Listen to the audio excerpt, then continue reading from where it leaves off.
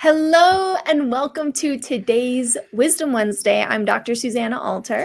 And I'm Dr. Benjamin. And in these calls, we discuss the topics of innate health, innate peace, innate well-being through the lens of mind, thought, and consciousness.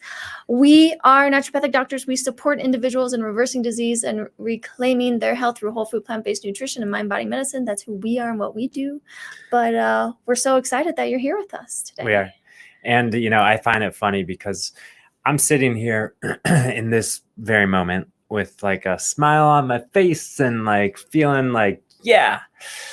And the truth be told is that that's not really how I've been feeling in general for the last couple of days. But it's interesting because today's topic is feeling feelings. Feelings are for feeling.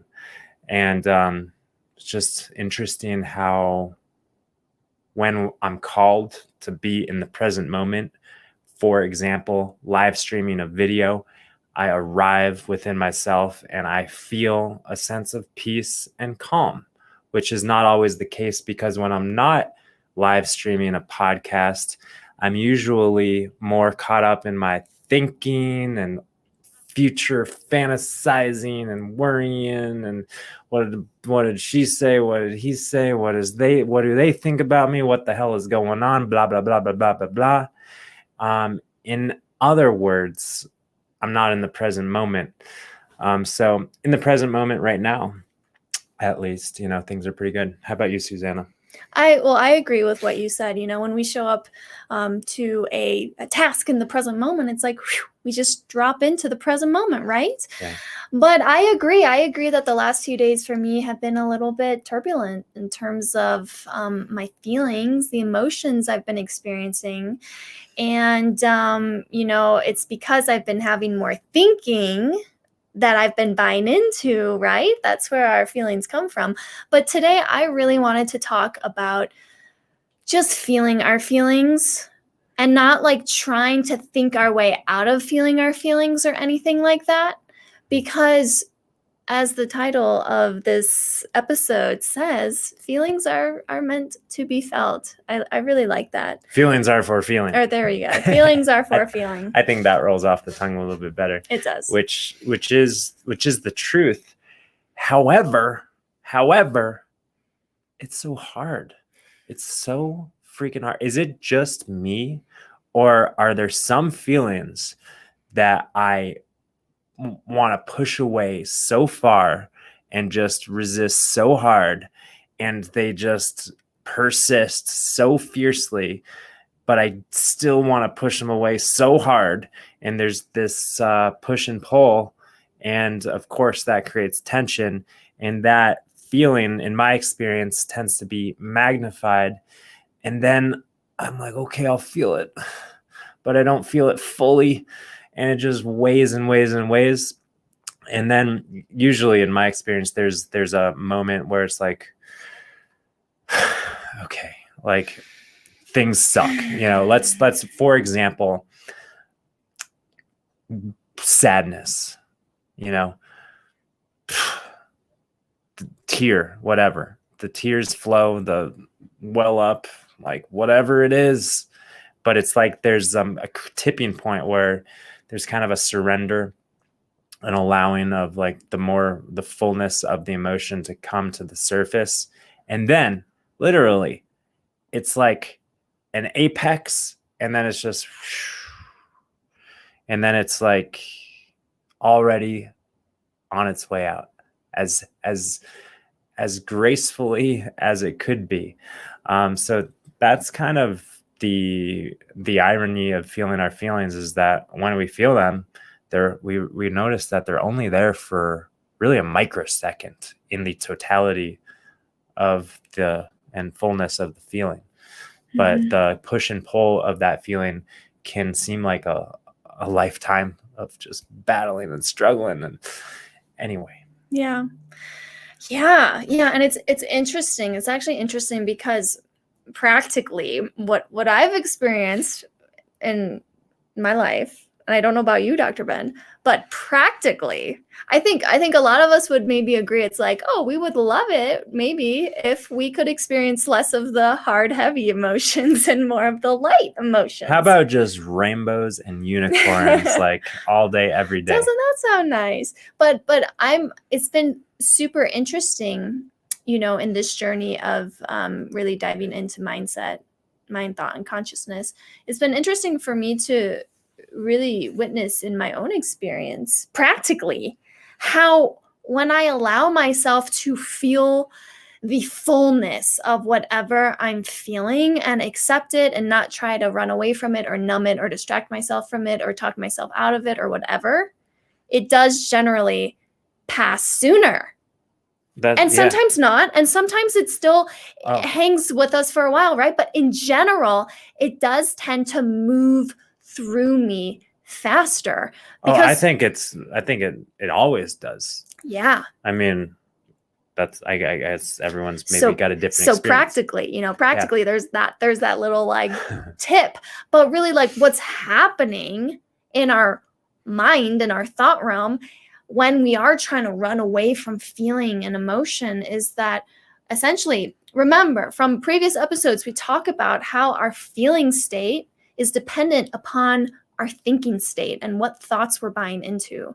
So if we're buying into heavy, anxious thoughts, we're going to feel anxiousness in our body somehow.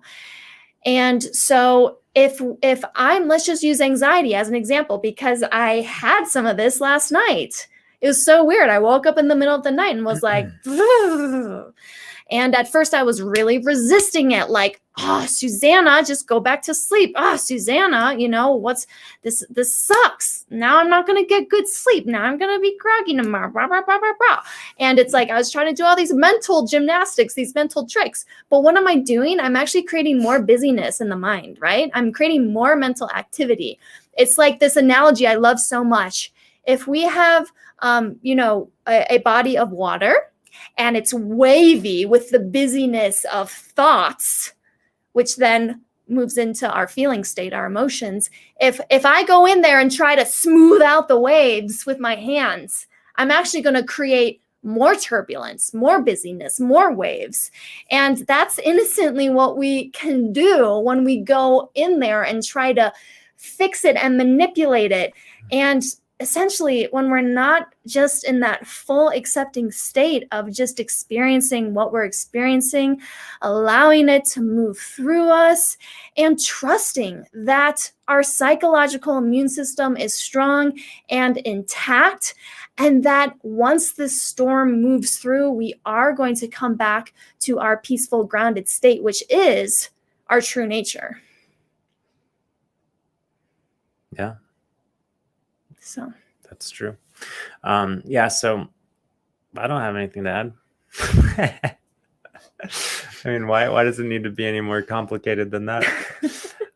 It certainly isn't. Yeah, we can do mantras and breath work and in terms of the breathing, in terms of the lengthened exhalation, we know that shifts our physiology. We know that turns on the relaxed state of the autonomic nervous system, the parasympathetic branch of the autonomic nervous system. And that, of course, influences how our nervous system is working and, the degree to which neurotransmitters are firing, et cetera. So there is that kind of bodily exercise component, if you will. But at the same time, there's kind of no amount of exhalations that can really override chronic mental stress.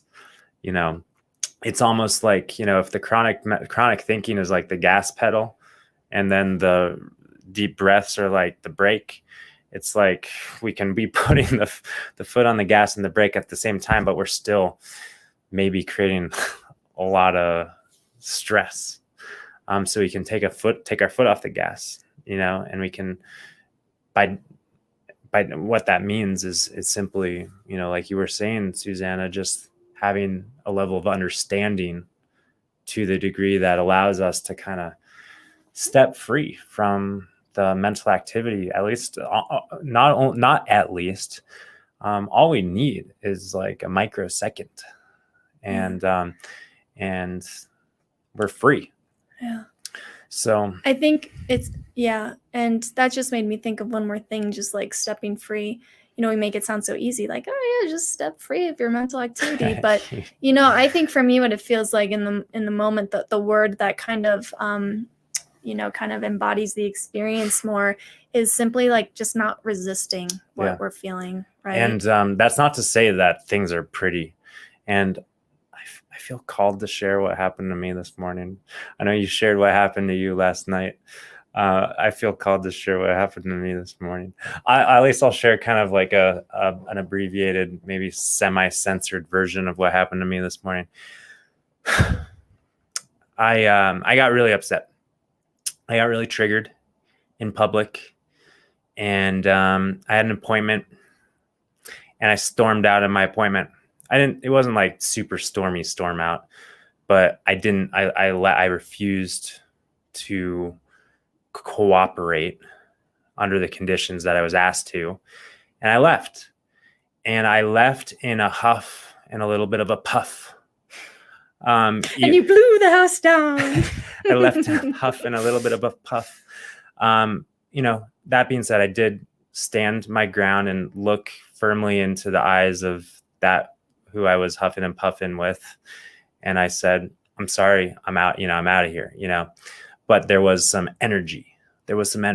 And boy, oh boy, it was very reminiscent of 6, 7, 8, 9, 10-year-old Ben, and just the welling up of that emotion.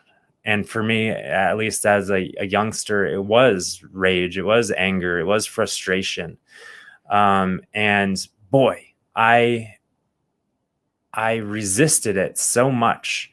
I used to, and that resistance would cause the feeling, the anger, the frustration to just linger with me for literally days or weeks. And I would just be in this kind of cloud for a long time.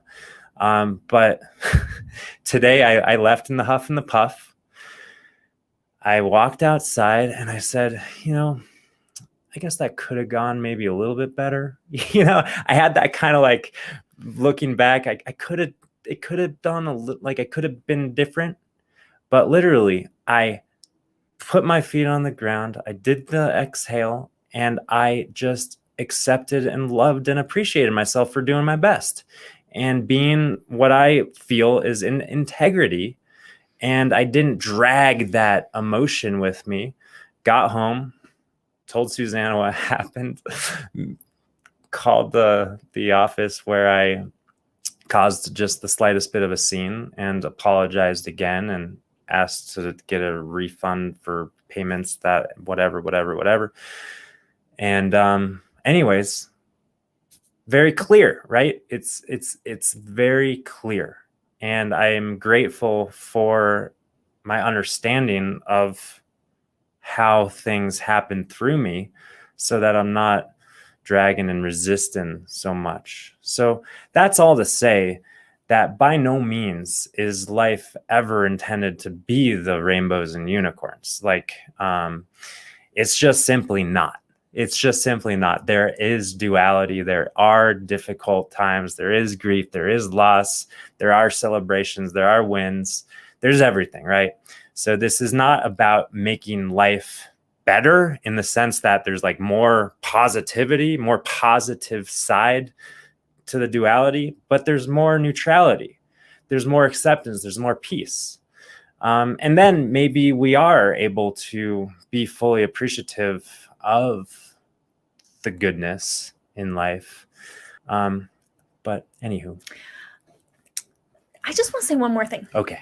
Because you just made me think of something. When you talked about it's more about feeling more neutrality. I remember, I don't know if you guys know this about me, but in undergrad I majored in comparative religion, and I was really interested in Buddhism and Hinduism. And I remember learning in Buddhism how some would say that the kind of goal of Buddhism is also kind of having fewer lows and fewer highs, and more just kind of like neutral coasting, right? Yeah. And I remember sitting in class and being like, well, that sounds kind of boring because I like the highs. Yeah, I don't like the lows, but I like the highs. Can't we just have more of the highs?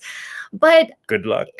as as I've been just diving more into this mindset and this understanding myself, I notice how actually the neutral moments of just complete peace and acceptance and just allowance is actually so much richer and sweeter than the kind of like hyperactive, yeah, I'm excited because Yeah. It's like it's more sustainable. Yeah. It's sustainable. Yeah. Whereas like when we're kind of like, ooh wee, yeah, good news, yippee de doo da. It's like burning fumes. It's like the fumes. Oh, because those moments come to an end. Everything does. Right? Like our wedding, that was like my favorite night ever, but it came to an end. But this like sweetness of peace, acceptance, that doesn't go anywhere. Yeah, it is more sustainable. So let that be the focus and reminder for us all, I suppose, is sustaining the peace that is our true nature, being more of who we truly are.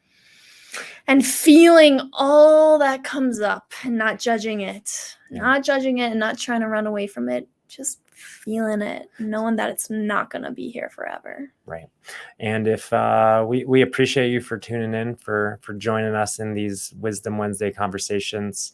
And if you're looking for deeper, more consistent conversation with us and community on the topics of mind, thought, and consciousness here, feel free to check out the Peace on Earth program, a sliding scale offering through Alter Health. And you can learn more at alter.health/peace on earth. Yeah.